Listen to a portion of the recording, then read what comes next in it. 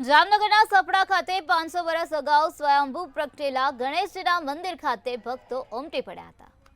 સપડા ગામ નજીક સપડેશ્વર શ્રી સિદ્ધિવિનાયક ગણેશ મંદિરમાં ગત રાત્રે જ અનેક ભક્તો પદયાત્રા કરીને પહોંચ્યા, જેની સેવામાં રસ્તામાં કેમ્પ પણ શરૂ કરવામાં આવ્યા હતા।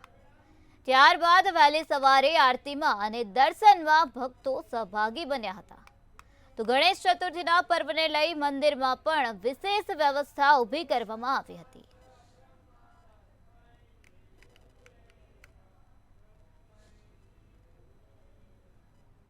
आज गणेश चतुर्थी महोत्सव चाली रह्यो छे के આજથી લાખ सवा लाख पब्लिक दर्शनનો લાભ લઈ હાલીને આવીને દર્શનનો લાભ લીધો છે। 35 થી 40,000 માણસ પ્રસાદનો લાભ લેશે। આજના દિવસે સવારના 6 વાગે મંગળા આરતી, 7 વાગે ધ્વજ પૂજા, 7:30 વાગે નવગ્રહની પૂજા છે અને 8 વાગે મહાયજ્ઞ પ્રારંભ છે। 12 વાગે બીડું હોમાઈ જાય અને મહાપ્રસાદ ચાલુ થઈ જશે।